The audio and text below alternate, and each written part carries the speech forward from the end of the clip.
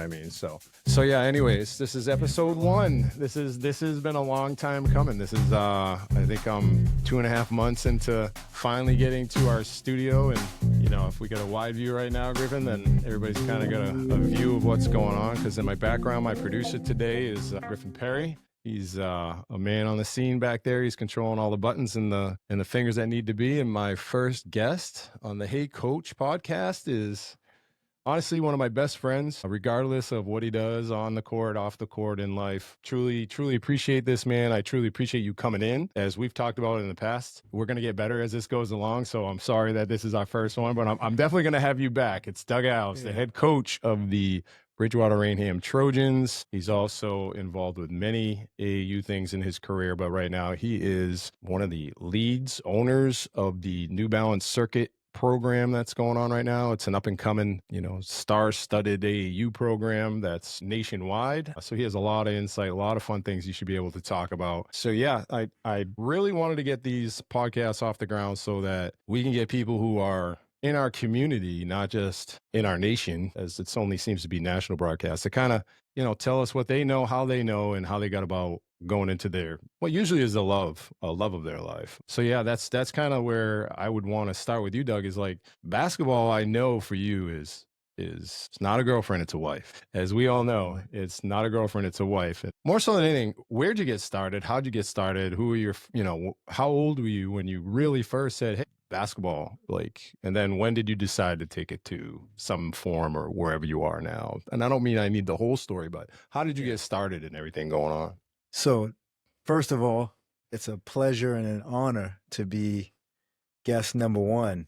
I remember, you kind of, I didn't know how serious you were about doing this, but, kind of talking to me about it, and, knowing you the way I know you, when you make up your mind to do something, you usually go all out with it. Yeah. Hey, it's an honor and a pleasure to be your first guest, and I'll volunteer to be a guinea pig anytime for you. The feeling is mutual in terms of you being one of my best friends and a brother.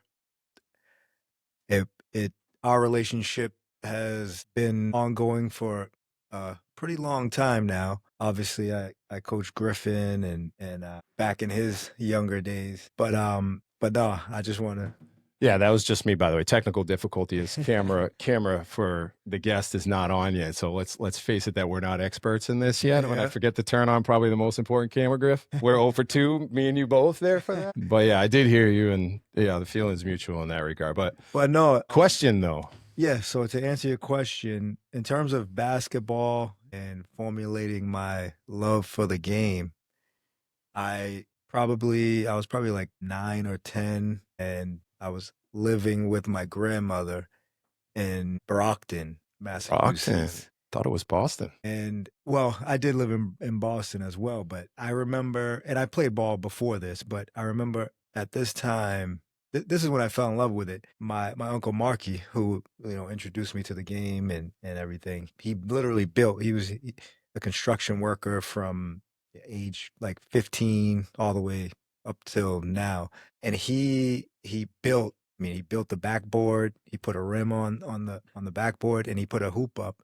Now, what are you in a triple decker? So we were in a three-family apartment in Brockton, and our backyard was the back of the old fire station on Main Street in Brockton, South Side. So, needless to say, God bless me, I'm going to hear from Johnny Brockton about this later today. How all the great ones get started in Brockton. So he put the hoop up on the back of the firehouse. So going to the basket, you were going to run into it's a smash and crash wall. Yeah. But no, my cousins and I would play, rain, sleet, or snow. We'd be shooting all the time, getting shots up, and I started to get pretty good. Did you play youth basketball, rec basketball? Yeah. Anything organized at that point? No, I didn't play organized until, actually, oddly enough, my same uncle, he moved down to Florida, and I still had yet to play organized basketball.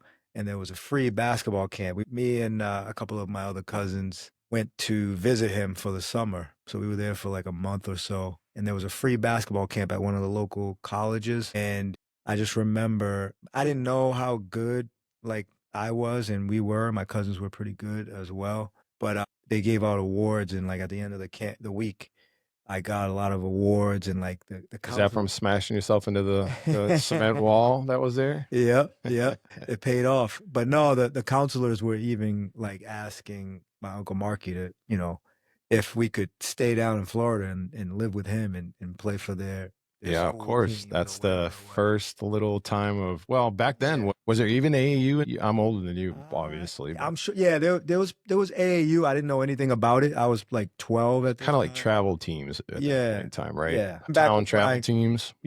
when I got to high school, there were only I tell kids all the time like there were only about 4 or 5 AAU teams. Yeah, Bay State games was me Yeah, when I was younger, right? But yeah. so you before high school though, okay, so 10, 11, 12, you're starting to get into middle school. Did you play middle school ball? Was there such thing? I did. I did. I actually played at South Junior High School in Brockton, and then I moved in with my grandmother in Raynham, and I went to La Liberty Damn. Middle School. Shout out Griff. I didn't know that. Another alumni. Yeah, I played on the La Liberty team. So the more I hear this is like I'm the true Tauntonian here in the room. Yeah, it wasn't until freshman year that I moved to Taunton. Yeah, because I think everybody who knows you thinks you're a Tauntonian for the most part, right? But we're in middle school and you're still bouncing around a little bit. Yeah, huh? nah, I tell everybody like in my really, really young years, I lived in Boston. I would go back and forth to Brockton and then yeah, that was so I kind of like grew up in Boston, Brockton, and then, came to Taunton for my high school years. But you bounced in high school as well too, so we'll get into that Yeah. because I think this is the fun part of your life, and I think this is where the girlfriend became a wife, if I'm correct, Yeah. if in knowing you as long as I have. So freshman year, I know you bounced around, so let's hear it. So freshman year, I started off at Hyde Park High School in Boston. A couple of Interesting. months into the school year, I moved in with my grandmother in Taunton. So I went to Taunton High School.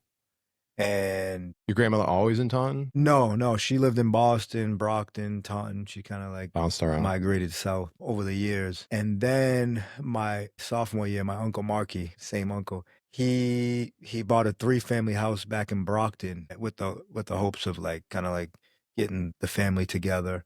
So my mom lived on the 3rd floor. My aunt Sugar, Like that name. Here we go. she my cousin's mom, she moved into the 2nd floor apartment, and Marky and his wife and family stayed on the 1st. It's funny because that's why 3-family houses were built. Yeah. And we're Yeah. built like we know them today. Everybody Yeah. gets a floor. It was for a family to all Yeah. be together. But yeah, that's Yeah. cool. Yeah. But the party probably didn't last forever because you didn't last forever there either. Yeah.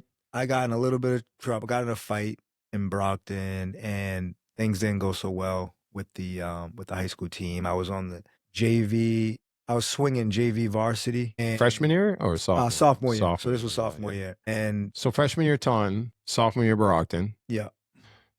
Before you go like all into that, how do you deal with that? Like just as a person, like Moving and bouncing moving around. and new friends, I'm sure, or It even was- you might still have friends, but now you're not with them every day if you bounce schools, right? Definitely. At the time, it was tough. It was very tough, making friends, not really being close to people, trying to establish new bonds and everything. Yeah. And new teammates, of course, in terms of sports. But looking back on it, in my adult years, I appreciate it because, and you say it all the time, like I can't go anywhere without knowing people or people knowing me. And a big part of it. For all that don't know, don't travel with Doug to a basketball game. And if you do, just go to the stands and let him do the roundabout before he sits down. It is like that.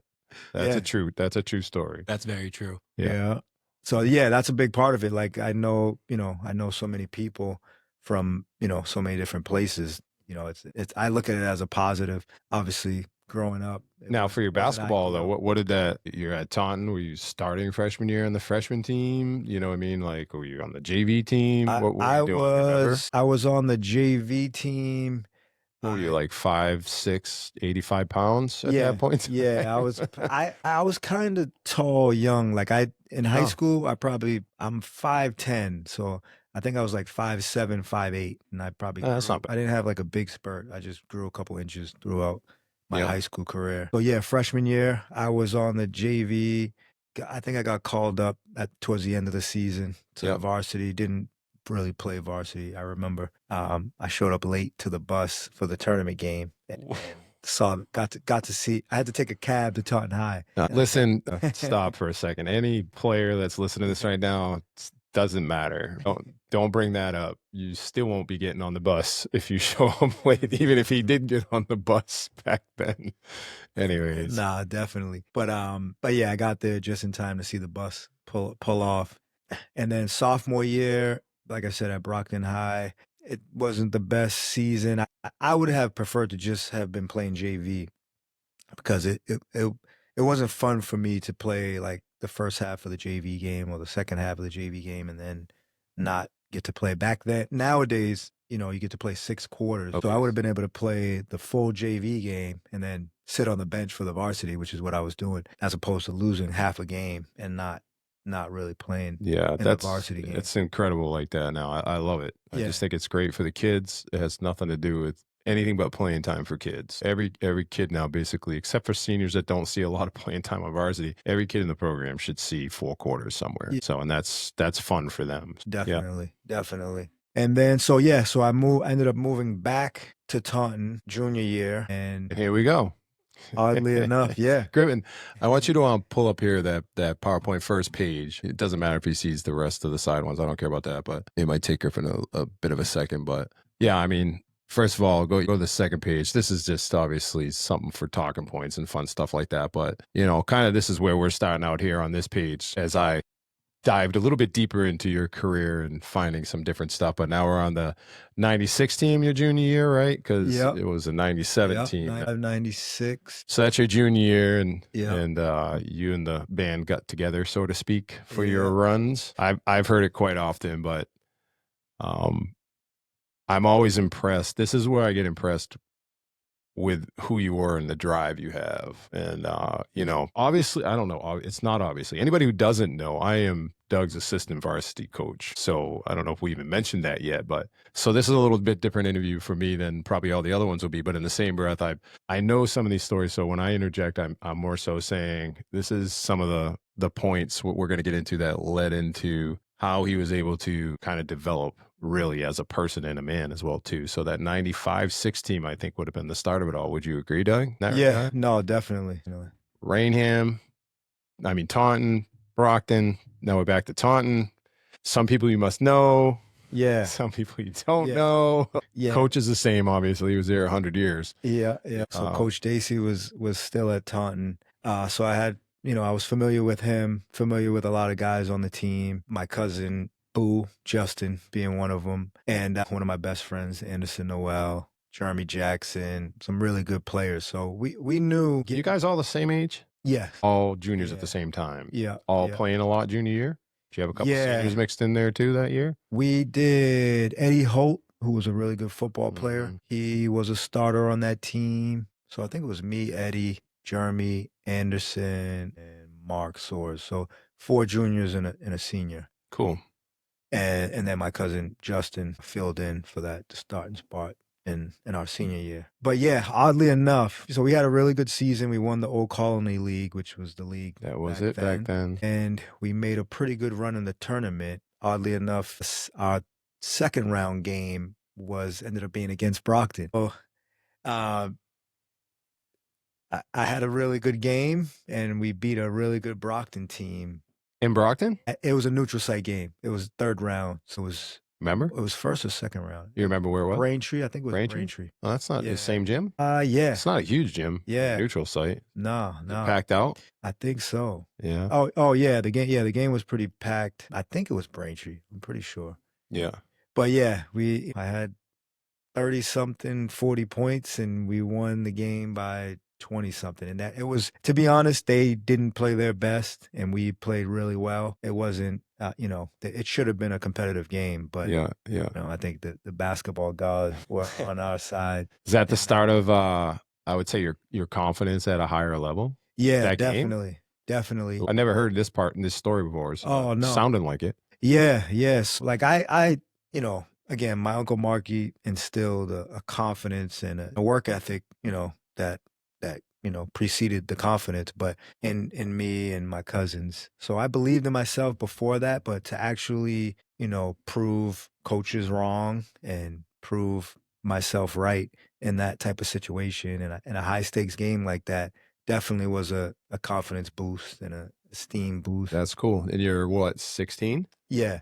Yeah, Yeah. that's a good age for that to happen. Yeah. Yeah. No, definitely. Definitely. So what'd you end? How'd that one end? Unfortunately, in the next round, we ran up against North Attleboro, who featured, God rest his soul, Mike Babel. Jeez, yeah. Who The would end Babel up- brothers? Yeah, and John Babel, who were really good, really tall, really good Division I players who did a good job. UMass, right? They went to Yeah, UMass. Mike went to UMass, John went to Georgia. It's kind of back when UMass was a little bit more than what they Yeah. are these days, but Yeah. yeah. So we lost in that game, and literally right afterwards, I remember myself and everybody else on the team saying we were going to get the job done the following season, and we definitely put the work in to do that. So what's the work? What's the work of 16, 17-year-old Doug Alves when the So coaches aren't looking? so we were You and you got your team, Yeah. your guys. So I hit the weight room knowing that I was running up against Mike and John Babel. Those guys were 6'7", 6'8", and they weren't skinny guys. That was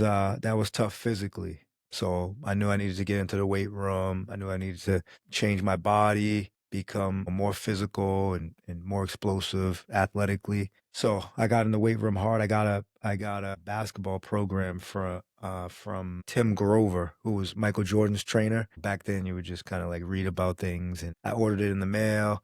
And I got it, and I did the exercises. Also, around that time, I think I got the strength shoes. What? Weighted shoes or something? Yeah, they're like, Griff, you know about those strength shoes? I was just gonna say, I Yeah. know what you're talking about. They're like the shoes. I don't know what you're talking about. Pull them up. Yeah. They're- Pull 'em up. Yeah.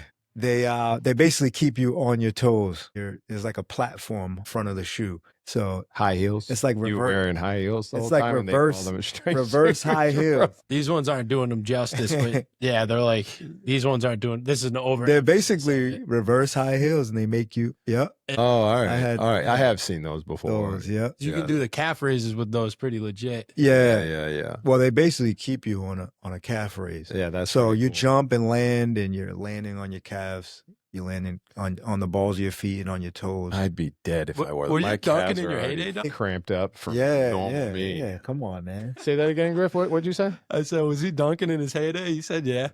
Yeah. That doesn't surprise I could me. see that. Funny. I didn't really pay attention to the workouts with the strength shoes. I just would jump rope in my grandmother's basement. That's a and just- workout, bro. I Jumping did it- rope with dumb shoes on. Yeah. I mean, sorry to anybody making those shoes, but yeah. But no, I did it. I worked out so long and so hard one day that my calves were like just Rock out, locked. Yeah.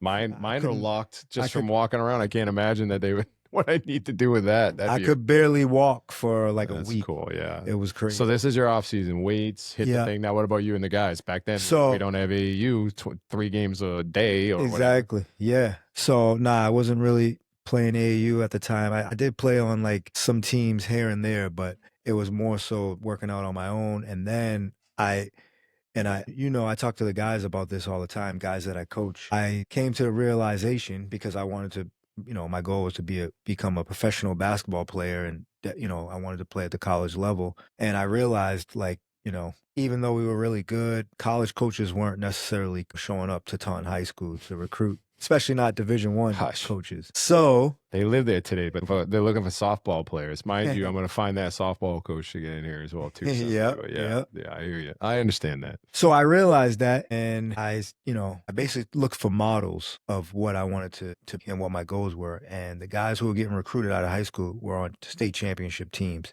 They were making it to the Garden and playing in front of those coaches. That's where the coaches were showing up. So in a kind of like a selfish, unselfish mindset, I decided to like really try to like take the guys under my wing, the guys that were my friends and teammates. And, I tell them we need to get in the gym. We want to be champions. YMCA, boys club. Yeah, both? we go down the Y both. Yeah. We would go down the Y and play against the older guys. Older guys at that time were like John Castle, who I know you're familiar with. He's younger than me, Grip. Richie By 1 year. Carter. Yeah. You Um, probably played against me. yeah. I'm not saying Yeah. we didn't know each other back then, but I was always. I remember the first time I met you, I know that I'd seen you or knew you. And so funny quick story. We summer ball all the time. Why I know the Babel brothers. We would go up to North Attleboro play in that YMCA league. It was a great league. We meet up in the final. Me, Shillen, Richie Carter. Meet up in the finals, and Yeah. the Babel brothers are there, of course, right? Yeah. And it was like an all. Name of the team was the Storm Griffin. Just so you know, it was called the Storm back then. Nice reversible black and gold jerseys that we had. They didn't give us the Y jersey when we showed up, if you know what I mean. But I don't know if we won or lost. I just remember they were there, and it was like, whoa, Yeah. they're tall, they're built, Yeah. they're strong, and they were younger than us. Yeah. They were playing against you. Yep. You know Yep. what I They mean? were a year older than me. Yeah. They were seniors my junior year. Mike and John and Anderson from Taunton, we all played together we won a gold medal in the Bay State game together. Those are super competitive. Anybody doesn't know, the younger people who might listen to this, Bay State games back in the day was bigger than AAU. If you made it there, it was like 2 weeks of competition, and they had a championship, and that was kind of the fun part of that back then. So I played in a couple of those for basketball back then. So it was in the summer, so I could play. Yeah, didn't have any hockey going on back then in the summertime. So yeah, there was a couple of times when we all had made it into those. It was fun. That was fun. That was a good time. I know senior year you blow through people and confidence must have been rising, right? So I as much as a lot of people know that story, but to me, the story of building up is one thing. I want to know from where you left off the year before. Now you're venturing into waters of deeper into the playoffs. Okay, because you put in all the work, and the scrub teams who didn't, you're going to beat up on all year round. So what was your record in the regular season? You remember? Junior year? Yeah, in senior year. We lost. I know we lost 3 games. See, so you don't know how many. This is typical. He doesn't know how many he won.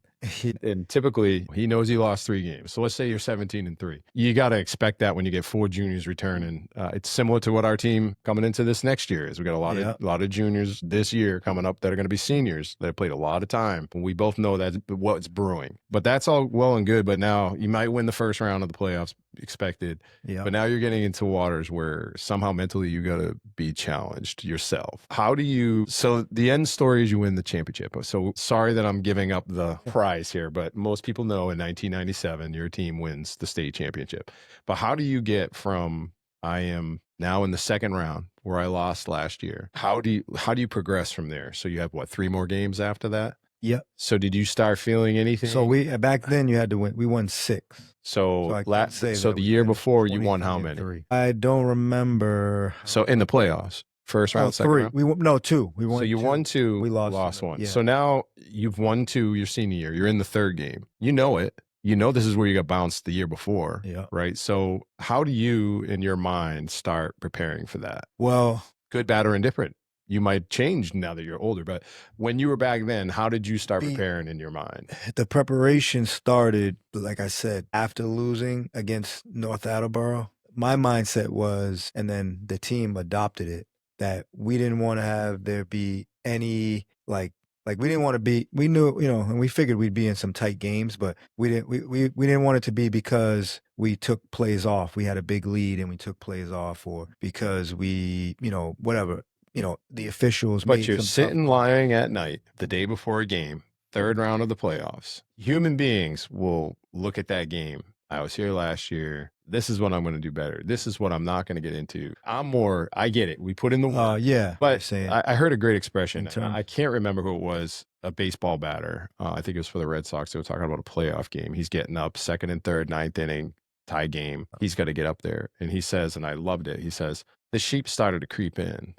His sheep thoughts started to creep in. So his wolf came out and devoured him, and he literally watched him rip him limb for limb. And then he sat back and he was calm after it was over. And then he got up to bat with that mentality. Somewhere, everybody has some sheep thoughts, bro. It's just natural in life. Somewhere, if it wasn't that game, when did you have to overcome some of I haven't done this yet? How do you suppress that to then be able to excel? For me, it was like, I have to make it. And literally, it would have been the case. Like, so my first Division I recruitment came after the Garden game, which was the state semifinal. It was the Eastern Mass final. It was the game before we played in the state championship game. They used to play that game at the Garden. It was the Fleet Center at the time, actually. And it was after that game, I had like 20-something points, and University of New Hampshire called the next day, or they called Dacey like shortly after that.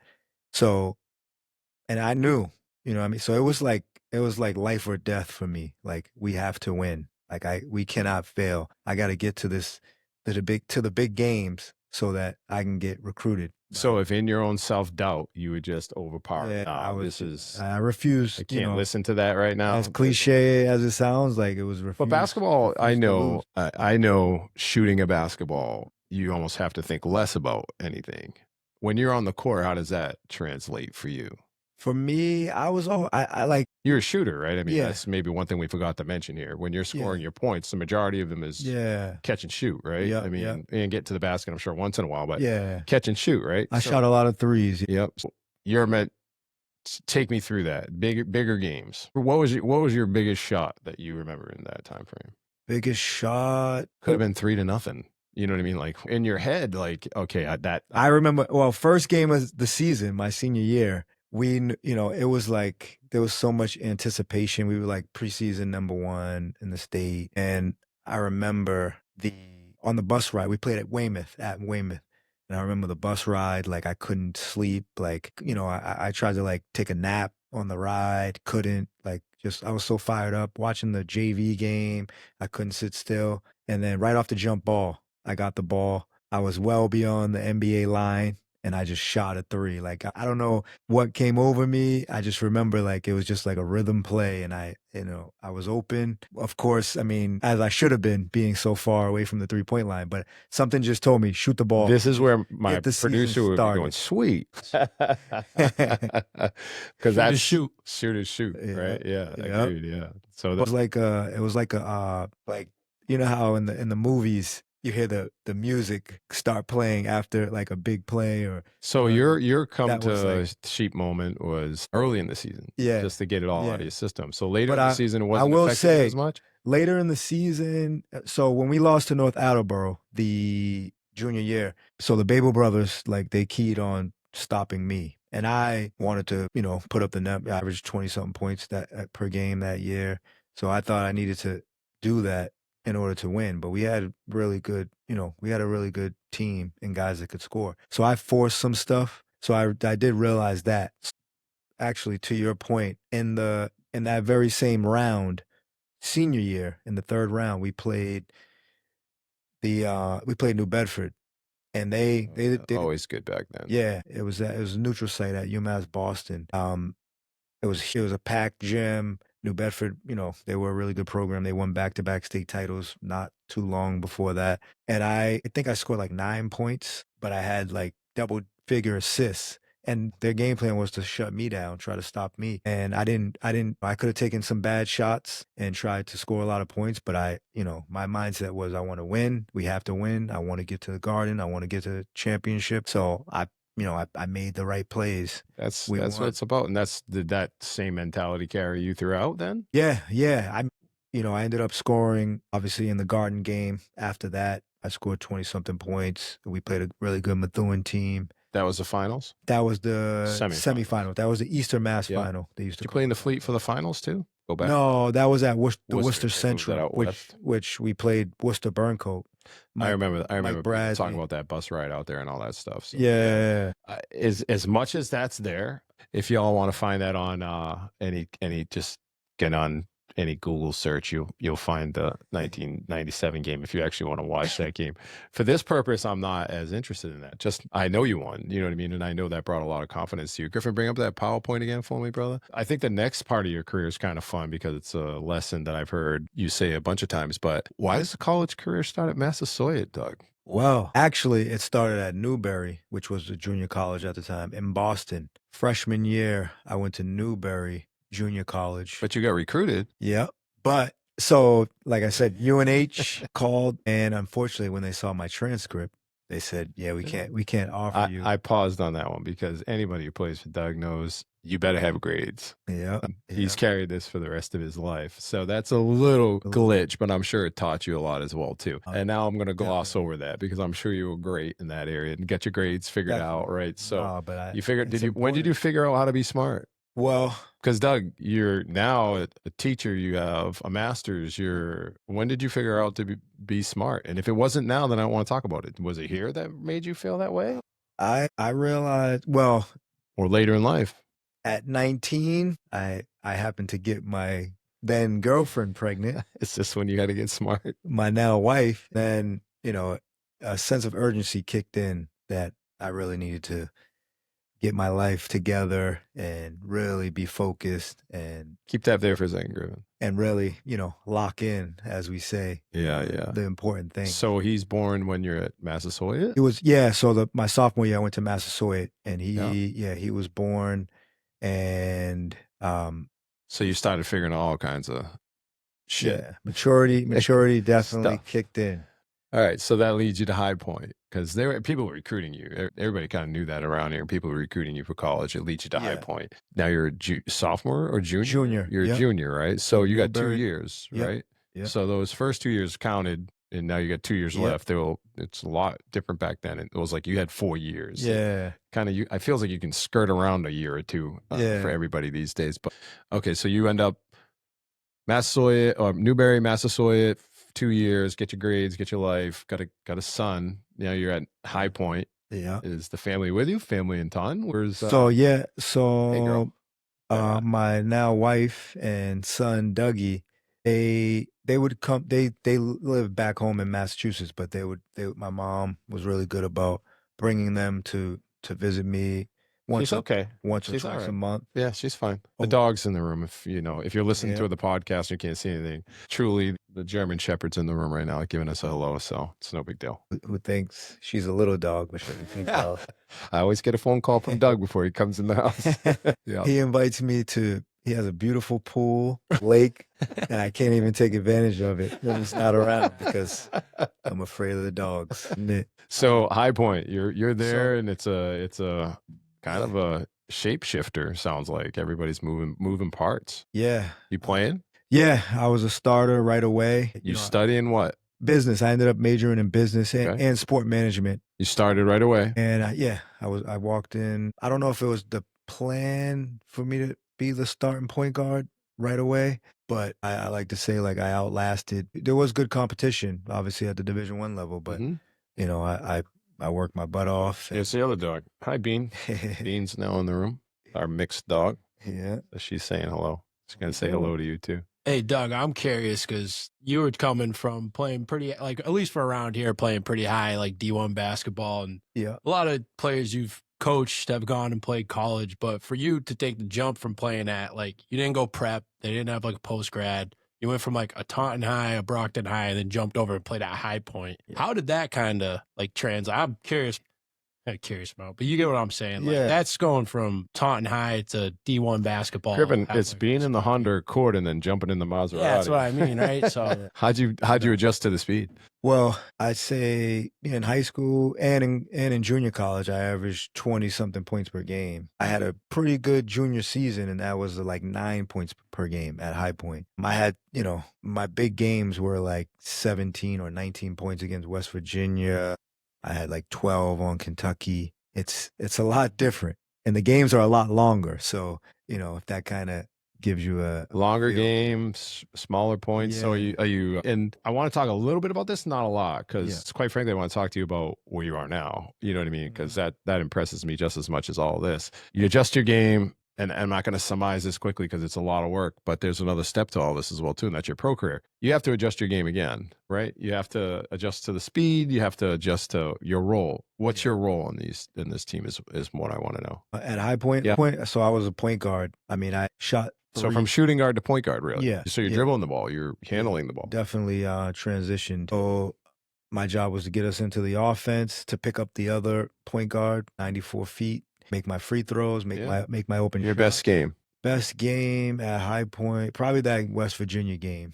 Televised? It was. I don't think so. I remember them talking about it on ESPN, but I don't. Win or lose? We lost. Yeah, we lost. You had a good game, but we were expected. Yeah, they were ranked, weren't they? Yeah. So High Point, graduate. Yep. Got a degree. What's your degree in? Sport management with business minor. Okay. So now we go on to pro ball. You end up, as I'm looking up here, going to Puerto Rico. The BSNPRs must be basketball something in Puerto Rico, right? Yeah. So how long are you there for? Now, how old's Dougie? Dougie, if anybody doesn't know, is not a junior. Yep. Dougie is about 3 at that time. There's Doug right there on the left. And fortunately, that shot right there is 3 1,000-point scores, 2 for Taunton High, 1 for BR. God bless Dougie Alves.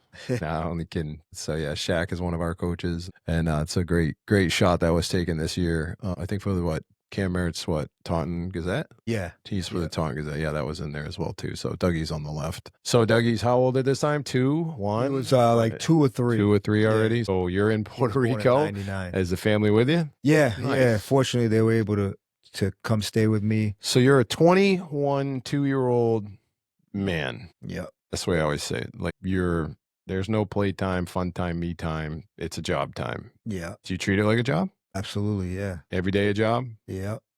Okay. So my routine in Puerto Rico was my second year in Puerto Rico. I played for a team called the Mayaguez Indians. And we stayed at the owner of the team owned a resort and casino. So the American players stayed in the resort. And I wasn't living the good life, so to speak. I would wake up in the morning. It's probably the best thing ever happened to you. Swim in the pool, do laps, get a workout swimming in the pool. We got EJ chiming in right now. Yeah. So on this little podcast, we can bring up people we want to bring into the show. So we thought we'd have a special guest for you here today. What's going on, my guy? Yo, what's going on, everyone? Yes. What's happening, EJ? Too early. EJ D'Amberville. What are you, class of 2017 BR Trojan? Yes, sir. What do you? So give me the rest of it. You must be class of what? 23? 2018 at Woodstock Academy. Yeah. And then 2023 at Florida Southern. And, where are you right now? Pro in Denmark. Denmark. What are you doing out there? Just taking in the slopes? Put that back in grip. I want to see it. We're up 2-0 in the semifinals right now. And we need one more game. I just got to make catch it to the up. finals. I love it. I got to catch up earlier on some of the vlogs. The vlogs, yes, sir. Yeah, so why don't you give a little shout out there so anybody who might listen to this, which would be like all of 10 people right now until I get the publicity up. You're probably helping me out more with your quite following that you have. Where can everybody find you? Where can everybody find you? On YouTube or all social medias at EJ_Butter, BUTTA. Nice. On YouTube, I just vlog my journey as a professional basketball player and just vlog my journey. So if you want to tap in, follow me there. Well, we're with Coach Alves right now. We're basically at his pro career, but we're gonna sidestep all this fun stuff because I got you and I've got you. Do I have a time limit with you, my friend? No, you're good. We're good. I just want to make sure of that before we get going. It's kind of like part of this show, and I'm going to get to you because I want to talk to you about what you're up to. Give us a little injection, but I want you to be a part of this. That Coach Alves is now on the hot seat. You can bring it up now and you can duck him down, but this is a tough segment that we're going to go into here for Doug because it's time to choose your personal queen. Okay. Do you know what I'm saying? It's the Coach Doug Alves all-time first team, and we're going to have the next slide be second team. Get some people wild up. The only caveats I have right on this is Griffin and Dougie are out. I don't want to hear about my son or your son. They can be for somebody else's podcast. I think you know how I feel about that. Yeah. But I don't know about that. His son was his player too. Doesn't matter, bro. This is where the name on the this is where the name on the door is my name on the door. So when you have yours, then it'll be your name on the door, and you can have Griffin and Dougie be involved with that. I play by your rules. Thank you. I appreciate that. So I know they might make it up here, especially the point guard kid there who hits big shots. That's your son, but 1,000-point scorer, mind you.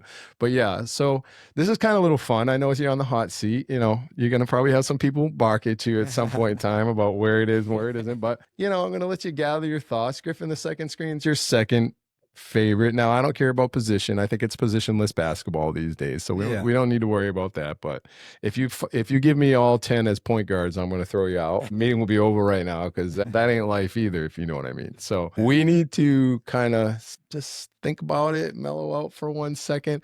EJ, I'm going to ask you one question in between. Who are you playing against right now? You're in the Why don't you tell me who the Denmark leave? I'm giving you time to get your thoughts for a second. So wait, so as I'm thinking, you're going to go 5, 4, 3, 2, 1. So favorite players, or it's not best athletic. This is your list. You're going to go to battle with. This is you coach them. I'm not talking about people you want to play with. That's going to be a good to you. You've coached all these people. How they are as people, players, obviously means a lot. You know, if I had to grade it, I'd be like 80% player, 20% other. So if somebody's going to beat out somebody in your head, that's the scale that I was thinking on this. It wasn't just give me the best athlete, you know, who didn't do squat when somebody else might have done a lot better and might not have been a best athlete at all. So that's that. But EJ, getting back to you, brother, what's the name of the league you're in right now?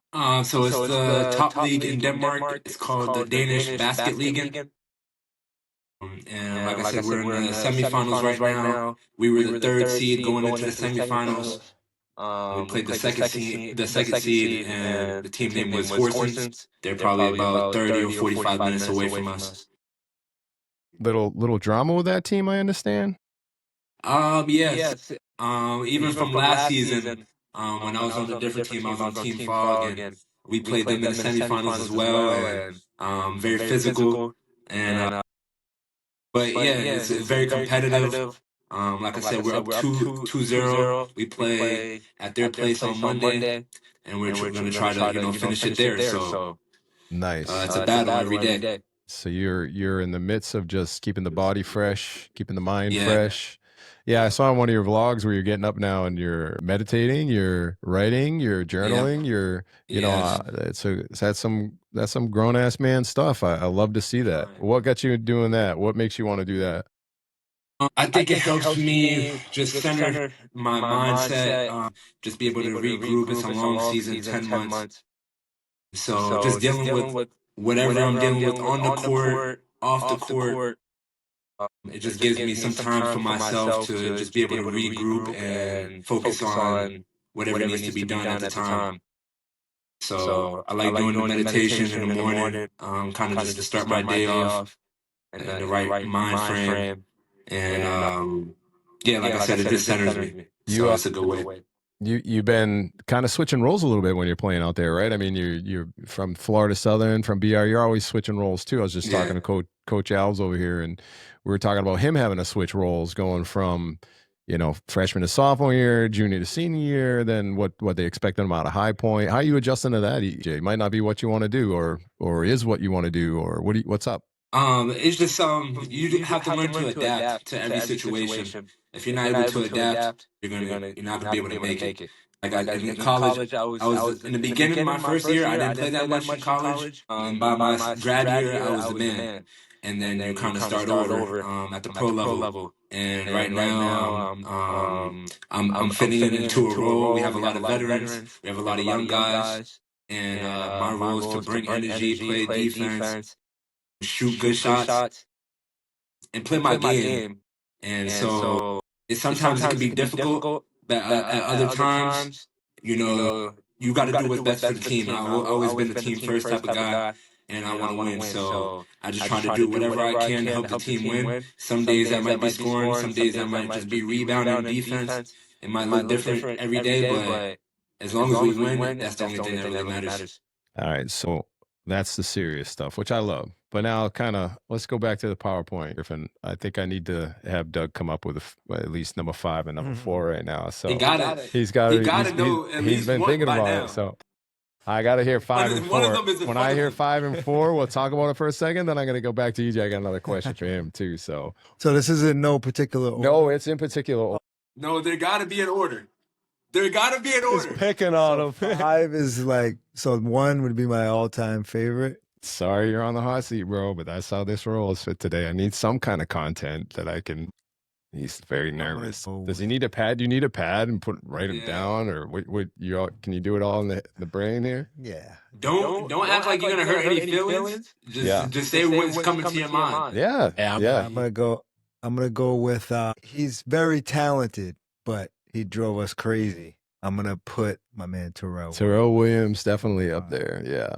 One of the most talented players I ever coached. Tease knows I love him, but he's number one like athlete, freak athlete. Yeah.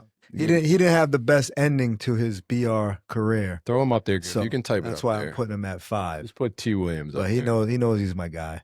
Yeah, he's my guy too. I gotta shout him out. I watched him windmill in Timberlands before, so he's definitely. He could walk into the gym right now and do a lot of things. That was when they were trying to recruit Darius at, what was that? Oh, you walked Kansas. Terrell, you walked in the gym and you looked at me like, Coach, I can't do this. I'm like, why? He's like, because I only got Timberlands. And he's like, I'm like, nah, man, I got sneakers in the car. You're going to get sneakers. And somebody's in the gym, whether it was you or not, Griffin, said something to him. And then next thing I know, he's windmill dunking a basketball. I'm like, this is ridiculous. And then I go get him shoes to, what was the name of that school? The JUCO, and he played there. And then they were there to recruit Hippolyte. Kansas or something. Oh, that was Pratt. I'm sorry, Pratt. Yeah. So Pratt's there, and we basically got him. They wanted to see Darius a little bit, but you had to have Terrell there because they wanted to convince him to come back. Yeah. So we got Terrell to come to the gym. He had no interest in really going there. So he came to the gym and didn't have any sneakers, no shorts, and he got a little pissed off during that workout. Yeah. He was by far the best person in the gym. Yeah. I don't think he shot a basketball. He was shooting threes. I remember he grabbed the ball from the 3-point line, one dribble. Remember that drill? One dribble from the 3-point line. He like tomahawk 2-hand dunked the ball with one dribble from the 3-point line. I'm like, the guys from Pratt were like, yeah, good seeing you, Darius. But so yeah, I'll agree with that. That's a good name up there for that. He should have been a lot higher, but all right. So number 4. Number 4. Class of what? 2015. Griffin, T. Williams, 2015. You can put it into that PowerPoint up there. Yeah. T. Williams. T. Williams. 15. Number 4 on the list. I'm going to have to go. You got a lot of guys. You got AU guys. You got the legend. High school guys. Oh, I know who the legend is. High school guys. Ah. Crazy story. No, you got to say the name first, then give the story. John Tesson, a.k.a. the legend. So you can just put the 2017? 2017, Griff, is that where you are? Yeah. EJ, your team. So so wow, 2017. Well, that's a little surprising to me. Not that Tessa, man, I love you to death, but a dog. How long you been coaching? How many years? This is 11. Oh, it's 11 years. Wow, that's pretty good. Tesson was a dog, and his story was crazy. He got cut. And Grant Harrison. Yeah. Grant Harrison. Grant Harrison. Griffin, change my voice. I don't want him to know it's me. It's Grant Harrison who cut him. Was it Doug Alves or me? Grant Harrison. My man, Coach Harrison, he had him down there with the JVs during tryouts. And he got cut from freshman year to sophomore year. He got cut from the JV team. He didn't make the JV team. And I got a phone call. Because I wasn't coaching, but I got a phone call from you, and you're like, is John Tesson any good? I'm like, you guys cut John Tesson? I immediately started laughing. I go, you really cut him from the JV team or the varsity team? You're like, Grit, cut him from the JV team. I'm like, you better call him back right now. But testament to him. He was humble enough to actually not say, forget these guys. You guys cut me. And he came back and same year went from JV to varsity. JV to varsity sophomore year, junior and senior year, huge starter on the varsity, and first round game his junior year on one of the best teams we've had. He had like 18 points against Attleboro. Crazy play, crazy sequence where he scored a basket or something. I see him spit out what I thought was gum on the sideline. Then there's a free throw situation. Somebody's shooting free throws, and I look at him and realize he's missing a tooth. And I'm like, wait a minute. He just spit out his tooth. He literally has half a tooth. like on a slant, yeah. too, like on a slant, making him look like he's got a look of crazy in his head right there. So that's no, he picked it up. He picked it up. He said he asked me to hold it. I was taking at that time I wasn't coaching. Griffin was still playing. He came over with his tooth. He said, "Hey, can you hold this? I don't know if they can put this back together afterwards." I'm on the sideline that he first went over to, like taking pictures and videos of the game. I was like, "That's your tooth." He's like, "I'm like, he didn't flinch. Nope. He just got off the floor and he didn't want to come out of the game. No blood. He's coach. It's not bleeding." That's what he was saying. So yeah, that's a pretty good. That's legend. I'm gonna go back to you for a second, EJ, while I still got you, because the Fog, mind you. How is it playing pro ball? That's your last team there in Denmark, right? So two questions basically. I'm gonna go back to that one. Explain to me a little bit of the hierarchy of I don't think a lot of us know European basketball. Like, is France better than Spain, better than Denmark, better than what's your goals while you're there? You where you want to be, or you got another, not that I'm sure you where you want to be in the team, and anybody watching it, we're not disrespecting anybody because they believe in you and you always got to love the people that do. But I don't know, is there, is the Spain league better? Is the, Puerto Rico league better? How does that work? And what is your thoughts on that? I'm still trying to grasp all the aspects of European basketball. But the French leagues, the top leagues in France, they're really good. The top leagues in Spain, they have multiple leagues in those countries as well. And the top leagues over there are really very, very good. Are salaries comparable in each of these leagues, or are you going to make more money in one league versus the other? A lot of those top leagues, you're going to be probably making six figures. And then you get to, if you play at EuroLeague, that's really, you're making a lot of money, Now, you have an agent. You have an agent, right? Yes. So, like, I hear China pays a lot of money. Is that true? Have you heard anything of stuff like that? Just trying to get a feel for it. I think there's so many people that, he's playing here, he's playing there, that there's no understanding of, are you on the A team, the B team? There isn't such a thing. So it sounds like it's kind of like the bigger the country, the more people, the more money. Is that fair to say? I think so. Like I said, I'm still trying to learn as well. The China League, I know that they usually have one or two Americans or imports that they might bring in, and those guys have to come in and drop, 30 a game or 40 a game, and those guys get paid a lot of money. But it's cutthroat. If you don't perform one or two games, you're cut. So in those type of leagues where there's only one or two imports, it's more cutthroat than maybe a league that I'm in right now where nothing's ever guaranteed, but I have a little bit more leeway. Yeah, it looks like when I watch your YouTube videos that they're good fan base, loud games. Seems like a fun environment to play in front of. Yes, no, definitely. Yeah, that's cool. And I play for one of the most, it is the most historic team in Denmark. They've won 20 plus championships here. They've played in different leagues, international leagues where they play different countries as well. And that's your mascot on your shirt there? Yeah, this is the team, Bakken Bears. That's cool. Yes. Nice. So last year you played for another team called the Fog. Yes, sir. You left them. You left them. Yes. So it was kind of an opportunity. Left them and then beat them and then eliminated them. That's where I was going, right? Yes, so end of the season, you had to go back and play them to get into the playoffs here? Yeah, so there was 4 teams make the semis. And so there was 5 teams competing for the 4-team spot. And basically the last 2 spots, there's 3 teams competing for that. So it was us, Team Fog, and a team named Randers. And basically we had Team Fog the last 2 games of the season, and we just had to win 1 out of 2. We ended up winning both, and we eliminated them all the way out. The other team ended up, Randers ended up going in, and we ended up getting in. So it felt really good to...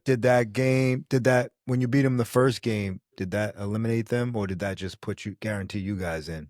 That guaranteed us in. And then... So it wasn't until you played them in the last game that you eliminated them completely? Yeah. Wow. Because they would have needed us to win, us to lose that last game, and for Randers to lose their game. Yeah. And since we beat them, Randers ended up winning too, so they had no choice to get no chance of getting one. All right, hush up for a second. Griffin, put that board back up. Put the PowerPoint back up. Where we at? EJ wants to know this as much as you and I do. That's for sure. He hasn't had this much American fun in a while. All right, here we are. We're at number 3. Number 3. You gotta forgive me because How come I get no sound effects in this podcast? I never got an applause. You're just listening. I'm gun shy You're damn over here. yes. Nah, I'm gun I shy haven't over got a boo or a yay. Spent hours. Yeah, I got all kinds over there. Like what are we doing? No. You can't be just a guest. You want to make money? You want to make the money for this? Come on, bro. You got to get with this. Now, number 3, he's someone near and dear to you. The guy, Darius Hippolyte. Wow. 2018. He was a member of a really good team as well. We went into and came out wearing fur coats. Catholic Memorial. Yeah, that was a tough game, man. Yeah, he did play well then, too. CM was like everybody's favorite that year, and we had to go in there first round, and yeah, we took care of him. He was tough. Yeah, I don't think a nervous bone in his body. Yeah. I don't know how to say it otherwise. He would stick true to shoot. People say it, Griffin. Yeah, we don't just say it. He lived it. Yeah. He didn't even have to. I don't think anybody had to tell him that. No. I had the mentality if I missed 5 shots in a row, then I knew the next one was going in. Griffin reminded me. He could miss 20 in a row. Yeah. Although I never seen him miss that many in a row. But Darius could a bunch of shots in a row and think he was just going to make the next amount of shots he took. DJ, there was many discussions this year sitting around during this season. We had a good season this year. And discussing your team, senior team versus this past year's team. They had no chance. I don't care how good y'all team was this season. You guys had no chance. It's a great discussion, bro, because they had a better record. I'm with you. They had a better record, and they got bounced. They got bounced in the same round. So I'll tell you what, man. I'll tell you what. The only thing I didn't say out loud, but. It is what it is. This is your list, so we're gonna go one more. So you guys were 16-4. Yep. Or 17. I think so. Yeah, 16-4. Yeah, 16-4. Yep, same records. Although no, you guys do have a caveat. No. It's not the same. They were. Hold on. What was the caveat? We played Central Catholic. We played an extra game that year. And we beat Central Catholic. Oh, that's Central Catholic. It was a new. They're 17. Yeah, it was at. You guys finished 17-4, 19-4, 19-5. They were 17-3 this year. They have a better winning percentage. I know that. So it's one or the other. It's either they both had 17 wins or something. We like finished 16-4 and then 18-5. 16-4. Well, we'll get to that, but it was close. Yeah. There was a lot of fun. I thought about it. There was a lot of fun going. All right, we got Dougie Alves, Noah Perry Lewis, we got Deshaun. It was funny. We were going back and forth all the time. And trust me, at the beginning of the year, I was more in favor of the team that I was coaching. And at the end of the year, I was like, no, we had. I'll tell you what. Y'all bugging. We had a better coach this year. I will say. I want to see your number 2. You get what I'm saying? No, honestly, we said this all the time. We were the coaching staff that we are now with your team. Yeah. No, like if Doug Alves and Derek Perry from this past year were coaching the 2017 team, Mansfield would go down. We would have got it done. It would have went down. And honestly, it's just years of experience. It's not because we tried harder or didn't, and I wasn't even coaching then. I'm just saying, even if today's Grant was with you, and you guys would be that much better without me. Forget me. If Grant, with all the coaching he's done from now until today, was with you guys on the sidelines, it's just a different how we go about our practices is way different. It's kind of like how you guys have that argument, is LeBron better than Michael, blah blah blah. LeBron has better trainers, more money focused to it. Every generation's getting better. Every generation's getting better. So you can't really just look at Bill Russell and go, would he survive in today's NBA? He'd probably be average. No offense, Bill Russell, unless he got on the same program, unless he, probably had to grow another 4 inches. He would be guarding 7'3", 7'4" people. Anyways, here we go. Number 2. I'm going to go back to 2015 again. Well, it was only 1 year, but I know where you're going. We all know where you're going with that. He was a part of that team that was 8. It was my first year. And I was like, man, I'm not going to make the tournament my first year. We went into the Whitman-Hanson tournament. We had to win the tournament. We came back in both games, and he had a monster tournament. Went on to have a great rest of his high school career at Vermont Academy. Then a great Say the name now. college You already career. got there. We all know it. Say it out loud. And is now playing in France. Marcus Santos Silva. Marcos or Marcus? Get rid of that A. Yes, apologies for the spelling, everybody. I'm not known for my spelling. That's. I'm going to say that's controversial. I want to say that's a very controversial call right there. Not on my list. Yeah, not on my list. He was like Terrell. He was, and I Marcus, much love Marcus. My late dog over here that you can see in that little canister right there, who's tattooed on my back. Truly, yeah, love Marcus. Love Marcus Santos Silva. He'd come to my house, and that dog would climb right up his lap. And he didn't understand German Shepherds at first, and then he'd come over my house like, "Where's the dog?" Yeah. So I love Marcus, but he wasn't good when he played with us. He insisted he insisted he was a shooter. Yeah, he wanted to shoot threes. Didn't he come back and tell you, sorry, coach, at some point? That's what I was going to say. He's not – no, time out. That time out. Fun for me. Give me a sound effect because I'm losing it over here. But that's coaching. No. That's coaching. Yes. Yes. You know what I mean? Like I was – see the side over there? See the left side of that screen? What's it say? It's BR, relentless. Maybe I was not explaining myself well enough. Yeah, I thought the list would be like everyone. No, I'm on BR. This is BR relentless. You know what I mean? Like I'm thinking BR players and Marcus Santos Silva of the guys you coached. Well, I'm not putting anybody that's on the current team in there. And I'm sorry, EJ, you didn't make the list. I apologize about that, bro. But you know when you were supposed to come in? You were supposed to come in when he was actually, I knew you were going to be number one. So just put it up there, Griffin. EJ D'Amberville, class of 2015, number one, top dog. There's no question that that's coming up. And you're now you're being introduced to the show right as I had, like the timing is perfect, DJ. I'm so glad you're here right now. Get how that was supposed to happen? He was supposed to come in an hour in the show. That would have been technical difficulties. We don't know how to do that yet, so we're living it. You can edit it. But I knew that's where this was coming. You can edit it. Yeah, but I'm gonna let Marcus slide because the one thing I'll agree with you is that guy after he knew we loved him, but he didn't believe us. Yeah, and when he left us, and everybody told him the same thing and worse, he really believed us and was apologetic at that point in time. You know what I mean? I know he came back to me and said, Coach, I wish, when we played AAU, I wish I had taken it as serious when I was playing for you in AAU. Yeah. Because I remember having him and, Stephen Joe?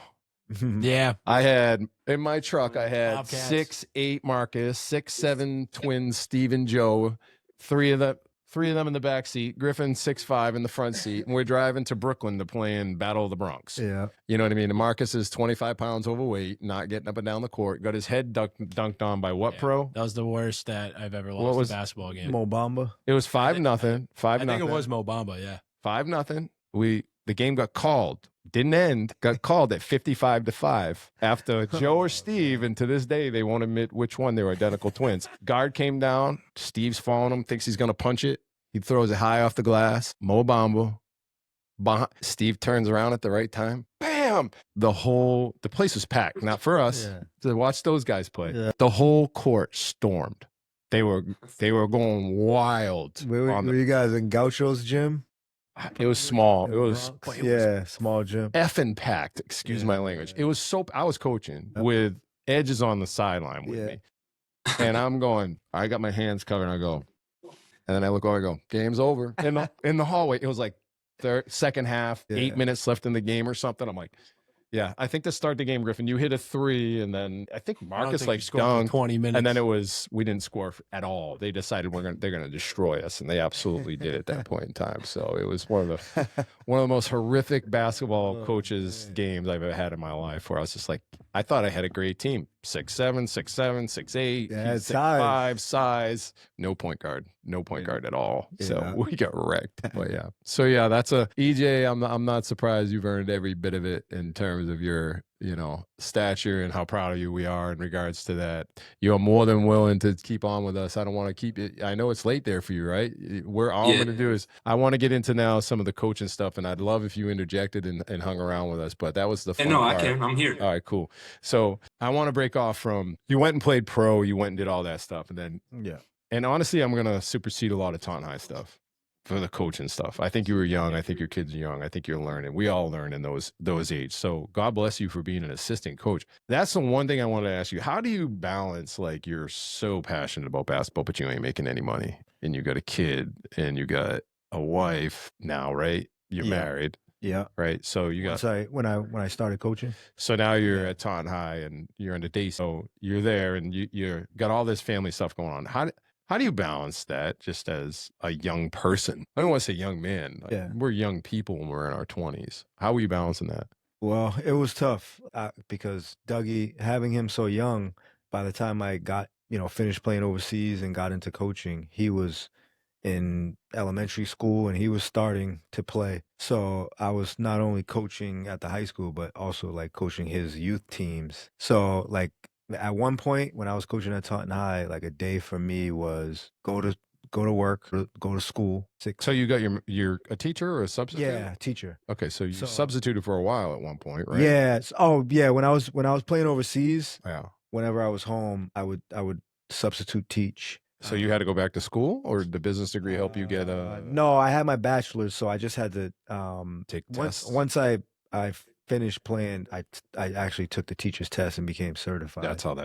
I never knew how that came to be. So you're at Taunton High within the first couple of years, you became a teacher? Well, actually, what you do today? I started off teaching in a lockup in for the Department of Youth Services in the DYS in Taunton at the Howland Detention Center. I did that for like 8 years before I was coaching at the time, but then I went over to Taunton. What was that day like? 8 to 5? That school hours? DYS, it was school hours. It was I was teaching in a school. I was doing testing for students. So for all that don't know, you're now what's your position now at BR? What are you doing for BR? I'm a teacher, so I'm a special ed teacher. I do all the academic achievement testing for students. Yep.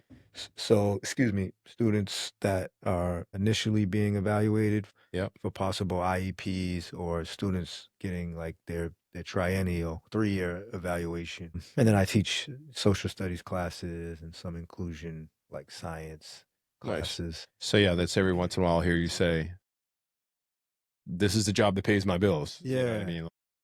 But that's a whole nother day and story, right? But so that's what you're doing for the main job, so to speak. But the love and the passion's always been basketball. So you're a ton, you're balancing kids.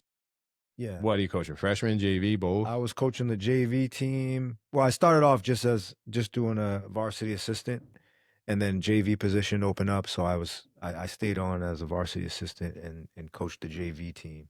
Nice. But I was gonna say, like, a typical day for me at that time when I started coaching Dougie's like youth teams, which EJ played on. I remember EJ. Well.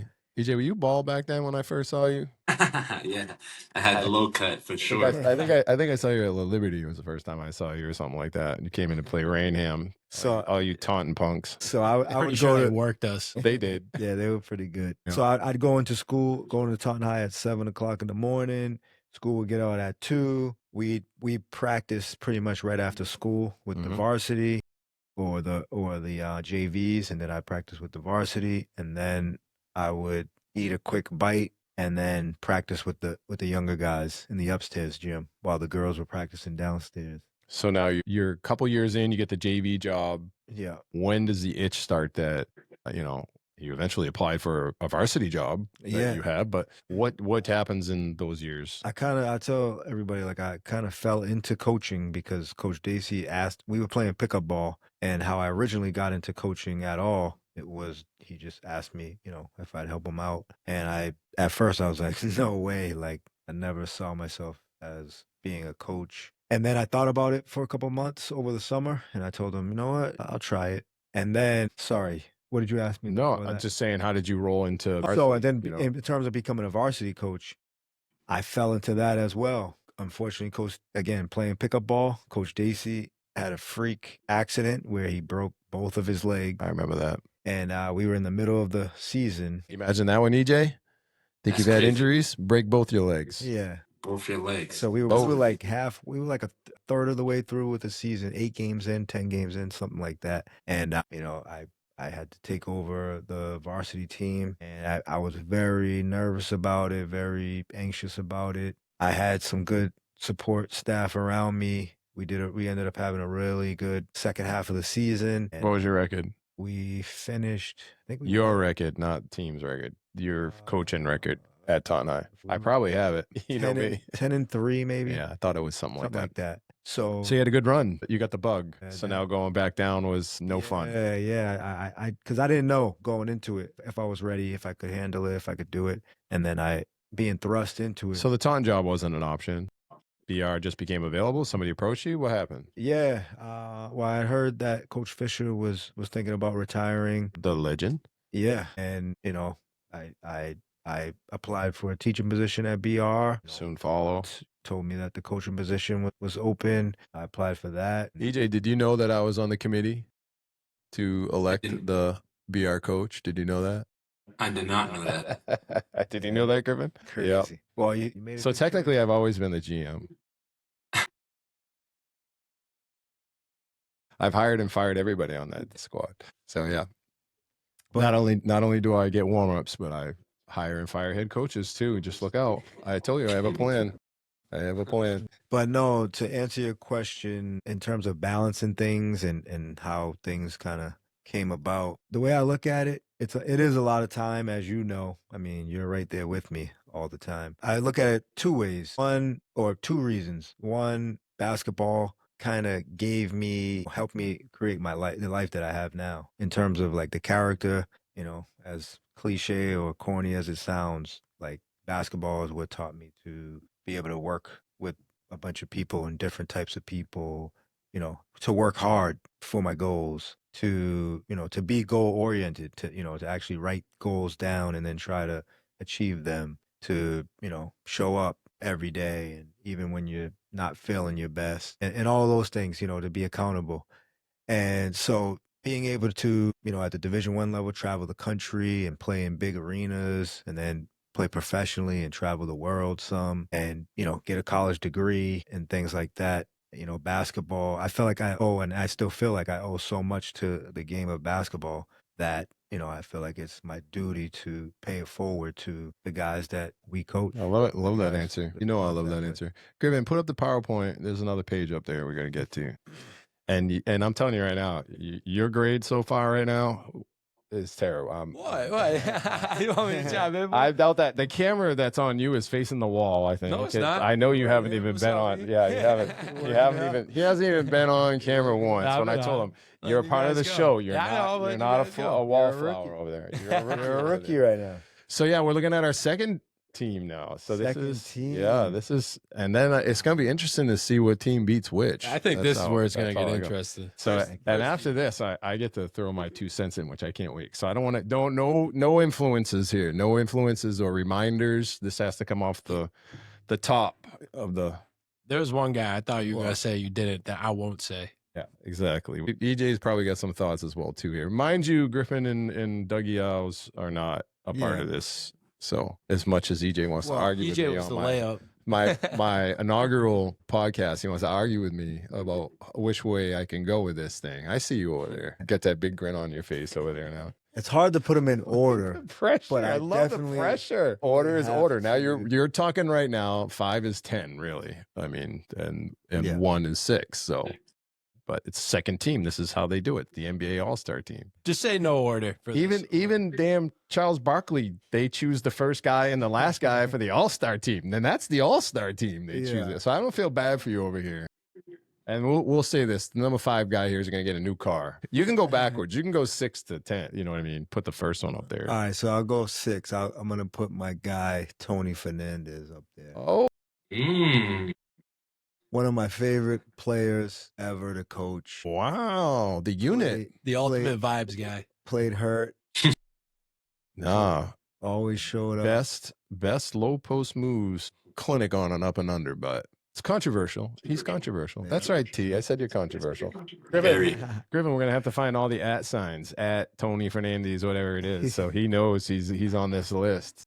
And then we're going to @sign some of the people that don't make it. Already, I know one name I'm going to say, and you're like, I think you I forgot. already know. I'm not. Yeah, I think you forgot about a couple. I don't want to put anybody that's current. No, you forgot about a couple Why? that you should know. Why? Team. There's no current team right now. There's no current team. Half of all our the me and Griffin's teams- team should be on this list. Which team? Your team? Our team. Are you still arguing with me? You're gonna watch how the guest gets deleted from the show if this is your interjection. I'm with E though. I'm with E. Still arguing, and honestly, man, yeah, no, we'll get to it. No, this is why he gets his own thing. I don't know. Then we're gonna come back. Does he get to change? Does he get to change anything after, guys? I'm gonna let you both. I would in just on say after the 5, this is no order. I think that's the fairest way to 5 put no it. order. Just give it all. Go ahead, let's go. Yeah, that's easier. Griffin, give me the the little that runs out. You gotta have. I'll see if I can get one. Yeah, there's gotta be something up there that's counting down the time. I gotta. This is taking forever. Well, I'll go in order by their ages. My man Connor Rubinskis. Yeah, that's what We might as well say the Rubinskis brothers. I was getting at, The baby. Rubies. Yep. And they could have very No. Put them separate. They earn their own line. They ain't could've- there because of each other. They could have easily Yeah.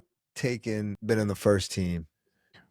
Connor, man, I remember his last game. Played hurt against Taunton. Real hurt. A lot of heart, man. Yeah. He was like Tesson. Yeah. He just athletic wise, he gave everything he had. That was everything. Yeah. You know what I mean? He didn't leave anything. I think Biggie still had more in the tank that he figured out later. Ruby was on that. That's Marcus Santos Silver. He had way Yeah. more in the tank that he figured out after he left us. And I think One thing I'll say- we're a big part of him finding it. Yeah. I wasn't coaching him, but me coaching Biggie. I think he knew. He didn't even know how to dunk. Remember, we were teaching him literally how to dunk. He just didn't realize how good he could have really been earlier in his career. Yeah. So Still playing. yeah. You can drop that down, Griffin, the PowerPoint. So And Biggie. no. Put it back up. In the next slide down, there's one on there on Biggie. Yeah, Biggie. joining the show. So yeah, he's a 1,000-point scorer there at Worcester State, right? So he left there, and now he's going over to his place in Utah. Had a What's nice Westminster University? Had a good season over there too. Does he got any more left? I think he's done now. Nah, he's done. Yeah. He's done. I don't know if he's gonna play. Great career. Pro Good, ball. good having him there too. So, and yeah, on the next page. One thing I'll say about him is I wish I was a better coach for him because he could have been a much more dominant presence down low, like with our, how we feed the post. You a better coach. Me a better coach for him. But I think if he was doing that post. The post everyday post work, stuff. Yeah, that's what I was saying. But Every day, even we getting him got the ball, though. we got a 5-minute segment minimum every day. Guards one end, bigs on the other, and it's some of the best things we've done that we never did with you guys, if you know what I mean, when we were coaching. So, but just in terms of like teaching guys to feed the post and getting him scheming, imagine to get him the ball. Biggie for 3, sealing people, getting them from the top. That's man, what I mean. He'd be crushing it. Yeah. Just would have crushed it. But the other thing I think that he didn't know is he's a good shooter. Better shooter than he would only take a foul line shot from us. Like he actually I think could have stepped back. He had enough touch to take Once a he got three. to college, he started shooting Yep. threes. So now you got one left, right? One left. Go back to the list. Yeah, one left because both the Rubinskises. One left. Wow. 2 left. Yeah, it's Connor, Tony. Oh, 2 left. To go. This is tough. You should have sent me this in advance. No way, bro. What fun is that? I ain't letting you off the hook that easy. Yeah. I mean, I'll put the little guy up there since he's not on a current team. There's no one on a current team right now. Point the last team. I'm going Noah Perry. MPL. Kid's tough. Little big man. Yep, a little big man. Yep. Sorry, Noah, but I'm gonna miss your dad more than I'm gonna miss you. Tommy's tough. Tommy. Love Tommy Lewis. TL. That's our guy. Noah's tough though. That's a good. I have no problem with that call. He's tough. He's just tough. Imagine him, EJ. Your body, that boy. You guys are gonna go all day long at each other. It's gonna be blood on the floor every time you two leave. He is built that way. But the only thing I'd say with Noah, love him to death. You know that. He had a tough time in them. That's why. Remember, I was asking you about what's your thought process when you're going into the next biggest game in your life. Yeah. When he hit the next biggest game in his life, I think he had a tough bridge to cross with that one. Yeah. You know what I mean? Tougher bridge than you might have had. That's why I was asking you that earlier. It was like, there are points in your life where you got to will yourself, crush that sheep thoughts in your head. You know what I mean? Like, and I don't know if he so much had that going on, but something was going on with him when we got to Franklin that he didn't score enough points. And And honestly, he'd scored 20 all year long. You know what I mean? Yeah. So you did all that and then scored 20 in the finals. You know what I mean? Like he did all that and then we had a tough game. We all did. Yeah. It was a tough ref game. You know, I'm talking about Franklin, who wants to know, and we all had a tough game that game. So those point guards on Franklin were studs, though. I forget those kids. Yeah, Sullivan kid this year was nice. Like his game, he would be on these lists for sure. That kid was tough. Willed himself to basically a chip like you did. So he was tough. So you got one more. All right, you twisted my arm. Even though I wasn't gonna name anybody who's still eligible, kid had a putback. I'm just telling you, he's on the first page for me. So I don't care who's offended. He'd be on that first page. Just saying he had a putback that made Sports Center's top play. Oh, yeah. Then he has a putback to put us into overtime of big Attleboro tournament game championship. Yeah. This is a tough list, but now we got the list. Case and love you to death. You know that, brother. You're gonna be on the first page of this after this year, so you're gonna make that deep run. So we love you, Case, and we ain't talking about you anymore today. You just get back in the gym. You still got another year with us. You got work to do. Let's go back to the first page, Griffin, because this is the fun part of life. Can I say something now? As long as you don't tell me what I need to do in this podcast. Light them up, E. Light them up. Light them up. Let them have it. These two are like brothers, so let me hear it. What you got? I don't know. There's a lot of guys on our 2017 team. Yeah. Okay, you can mute them now. You can mute. There are. I didn't want to name all guys. I mean, I could name that whole team. Who besides? Spit it out. You talking Bobby Long or who you talking? I can say names. We're not going to hurt anybody's feelings. Everybody knows we love them. Me. Who? Carter Peterson. No, he didn't even start on that team. He ain't making the first five. Carter, love you to death. Yeah, but this is like favorite. I'm not saying the first five, but that's what I mean. No, but I said 80% athleticism. 80% athleticism. 20% is if they're close, you can then pick it. But listen, one of my favorite players is Skinny. Well, I'm a Christian. He never played a minute. He's one of my favorite players of all time. I love Christian. Yeah. He's a great kid, but he can't be on these lists for that. And he knows that too. You know what I mean? But I would take him today coming over my house any time to hang out with because I love that kid. So I have many kids. John Buckley's one of my favorite people all time. He ain't making this list. Love you, Buck. Don't arrest me when I drive through Bridgewater. I know you're a cop there now. You know what I'm saying? So we got a lot of kids that we play with. But I'm going to throw a name at you. I'm kind of disappointed you want to put it up here. John McLaren, Dan McLaren. Tony Fernandez, John McLaren, Dan McLaren. I'd take either one of them. And you got Tony on the first five, bro, right? Or second five? First five, T, Tess, Darius, Marcus. Marcus, I'm taking out by default. He's default. He's not a BR top guy ever. Not when he played at BR. Yeah, like 30 and 17 to put us in the tournament. That's true. I do remember that game.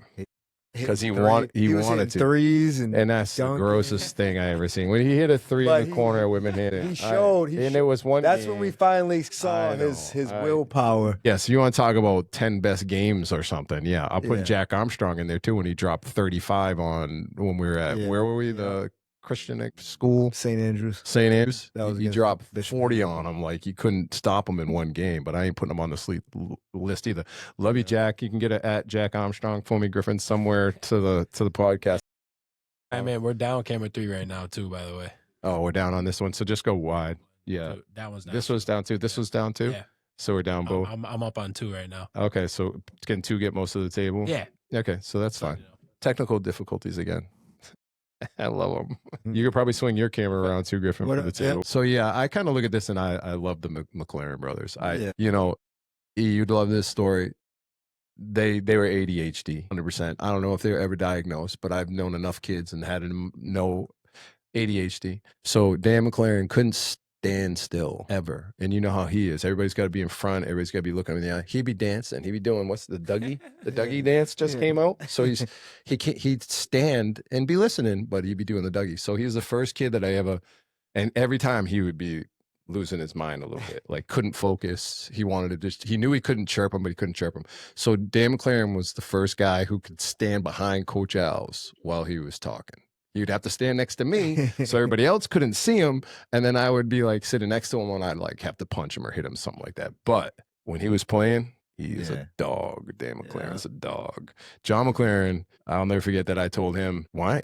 Like 3 games into his senior, I go, he's like, how you doing, Coach? Yeah, we're doing all right, John. I said, geez, John, I thought by now you'd be scoring 20 points a game. Like, I don't know. I think he scored 20 points a game from that point out. Like, there were some dogs, and look who's here, the real dog. So yeah, so that's kind of 2 that I thought off the top of my head. You skipped like a whole little. I think that first 5's legit. I wouldn't. Yeah, that's a tough 5 right there. That's a tough 5 right there. I'm not surprised by EJ, and obviously I think Terrell could be competing with EJ if he was in the right frame of mind during those years for sure. But yeah, I mean that's a tough one. There's some guys I know that there's Deshaun, love you, brother. You are definitely you're the nicest kid I know, friendliest kid I know. Great kid. And I'm telling you, I hope at Nichols you decide you just want to destroy everyone in the right frame of mind because you have that athleticism to be able to do it. So I'm sure you're right there sitting there with MPL on this list as well too. So that would have been somebody I'm thinking about.